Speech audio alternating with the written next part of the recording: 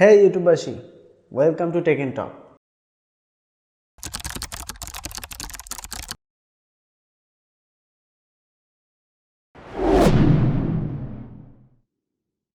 তো আজকে আমরা আলোচনা করব বাংলাদেশি ব্র্যান্ড, দেশীয় ব্র্যান্ড আমাদের Symphony Z47 কে নিয়ে।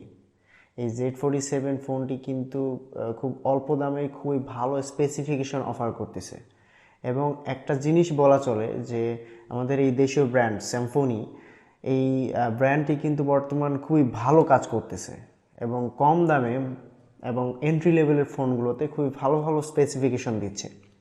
তো যেহেতু দেশীয় ব্র্যান্ড এবং ভালো দামের মধ্যে ভালো স্পেক পাওয়া যাচ্ছে, তো এই ফোনটি নিয়ে ভিডিও না করলে কেমন হয়ে যায় না? তো তাই আজকে আপনাদের জন্য নিয়ে আসলাম Symphony Z47 এর রিভিউ। স্টেপ বাই স্টেপ আপনাদেরকে এই রিভিউ জানাবো এবং কি কি আছে এই ফোনটিতে সব কিছু স্টেপ বাই স্টেপ আপনাদেরকে জানাবো। অবশ্যই ভিডিওটি শেষ পর্যন্ত কন্টিনিউ করবেন। আর একটা বিষয়, আপনারা খুব কৃপণ, আপনারা সাবস্ক্রাইব করতে চান না।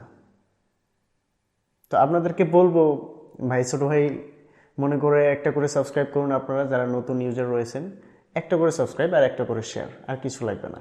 সো বেশি বক বক করে ফেলেছি, বেশি বক করবো না, চলে যাবো সরাসরি ভিডিওতে। So viewers, Symphony Z series, এই Z সিরিজের কিছু ফোন বের হয়েছে এর আগেও। তো এই Symphony Z সিরিজ কিন্তু খুবই ভালো কাজ করতেছে, কম দামের মধ্যে খুবই ভালো স্পেক দিচ্ছে। তো সেই ধারাবাহিকতায় Symphony Z47ও একই রকম অবস্থায় রয়েছে। Z47 এর দাম প্রথমেই আপনাদেরকে বলবো যে এই ফোনটির দাম নির্ধারণ করেছে Symphony 11,499 টাকা, মানে 11,500 টাকা। তো 11,500 টাকায় আমরা কি ফোন পাচ্ছি এবং কি কি স্পেক রয়েছে এই ফোনটিতে সব কিছু জানাবো আপনাদেরকে। প্রথমে চলে আসা যাক ফোনটির ডিজাইন নিয়ে। ডিজাইন এবং লুকিংয়ের দিক থেকে ফোনটি কিন্তু খুবই গর্জিয়াস এবং খুবই সলিড লাগতেছে এবং খুবই সলিড হ্যান্ডফিল দেবে আমার মনে হচ্ছে। তো প্রথমে যদি এর ব্যাক প্যানেলে যাওয়া যায়, এটি কিন্তু গ্লসি ফিনিশ দেওয়া রয়েছে ব্যাক প্যানেলে, যদিও প্লাস্টিক ব্যবহার করা হয়েছে কিন্তু ফিনিশিংটা দেওয়া হয়েছে গ্লসি ফিনিশিং এবং বক্সি ডিজাইনটা কিন্তু বক্সি, অসাধারণ একটা ডিজাইন করেছে এবং ক্যামেরা হাউজিংটাও সেম ডিজাইনে দেওয়া হয়েছে, তাদের বক্সি ডিজাইন দিয়েছে। তো প্রথমেই কথা বলবো ডিজাইন নিয়ে। ডিজাইনের দিকে তাকালে দেখা যায় যে এর যে ব্যাক প্যানেল রয়েছে প্লাস্টিক, কিন্তু প্লাস্টিকের মধ্যেও এটা গ্লসি ফিনিশিং দেওয়া হয়েছে।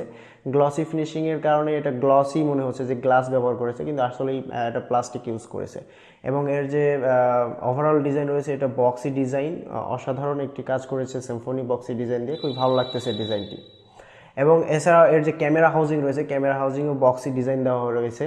এবং ডান দিকের যে রয়েছে, ডান দিকের ডিজাইন আমরা যদি খেয়াল করি, ডান দিকে রয়েছে পাওয়ার বাটন এবং ভলিউম বাটন, এবং বাম দিকে রয়েছে সিম ট্রে এবং মেমোরি কার্ড স্লট। এরপর আমরা যদি একটু নিচের দিকে আসি, নিচের দিকে আসলে দেখা যাবে যে রয়েছে টাইপ সি পোর্ট এবং সেই সাথে রয়েছে 3.5mm জ্যাক এবং স্পিকার গ্রিল। তো এই ফোনটিতে আমরা ওজন পেয়েছি 191 গ্রাম এবং এর যে থিকনেস রয়েছে, থিকনেস হচ্ছে গিয়ে 8.89 mm, হুইচ ইজ গুড। খুবই ভালো কাজ করতেছে Symphony। এবং সামনের দিকে আমরা যদি খেয়াল করি, সেক্ষেত্রে দেখবো যে ইউ ড্রপ নচ দিয়েছে একটি, কিন্তু এই দামে যদি তারা ইউ ড্রপ নচ না দিয়ে একটি পাঞ্চ হোল দিত তাহলে কিন্তু খেলাটা আরও জমে যেত আমার মনে হয়। এটা আমার ব্যক্তিগত মতামত, আপনাদের কি মনে হয় কমেন্টে জানাবেন। সো এবার আসা যাক ডিসপ্লে। দাম বিবেচনায় যে ডিসপ্লে দিয়েছে অসাধারণ কাজ করেছে Symphony। 6.6 ইঞ্চির একটি HD plus display, viewing angle, colour accuracy অসাধারণ। এই দামের মধ্যে এরকম viewing angle, colour accuracy phone খুবই কম মেলে, কিন্তু Symphony Z47 এই কাজটি করেছে। এছাড়াও রয়েছে আরেকটি বিষয় যেটি হচ্ছে চমকপ্রদ, 90 হার্জ রিফ্রেশ রেট। 11,500 টাকায় 90 হার্জ রিফ্রেশ রেট ডিসপ্লেতে, মাস্ট বি গুড। তো পারফরমেন্সের ক্ষেত্রে আসলে প্রথমেই আসা যাক প্রসেসরের দিকে। যেহেতু 11,499 টাকা, মানে 11,500 টাকা দাম, সেক্ষেত্রে প্রসেসর যদি আমরা চিন্তা করি, সেই লেভেলের প্রসেসর থাকবে না, এন্ট্রি লেভেলের প্রসেসর থাকবে। তো এই ফোনটিতে প্রসেসর হিসেবে ইউজ করা হয়েছে ইউনিএসওসি T606 এর একটি প্রসেসর, অক্টাকোর প্রসেসর অবশ্যই। এবং এটাতে র্যাম হিসেবে দেওয়া হয়েছে 4GB র্যাম এবং স্টোরেজ রয়েছে 64GB। এনাফ। 11,499 টাকায় আর কি চান ভাই, এগুলাই তো অনেক আমার মনে হয়। তো চিন্তা করলে দেখা যায় যে আরও অনেক কিছু দিতে পারতো, কিন্তু দাম বিবেচনায় ঠিকই আছে আমার মনে হচ্ছে। এছাড়াও আউট অফ দ্য বক্স এই ফোনটিতে পেয়ে যাবেন অ্যান্ড্রয়েড 12-এর সাপোর্ট, যেটা আপনাকে লেটেস্ট অ্যান্ড্রয়েডের একটি স্বাদ দেবে। সো ভিউয়ার্স, আমরা এই ফোনটির বেঞ্চমার্ক টেস্ট দেখেছি।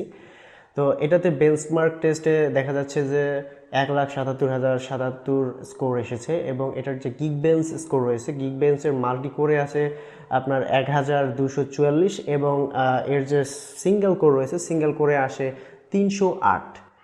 সো এখন আসা যাক বহুল কাঙ্ক্ষিত ক্যামেরার দিকে। স্যামসংকে বলবো, স্যামসং খুবই ভালো কাজ করছে এখানে।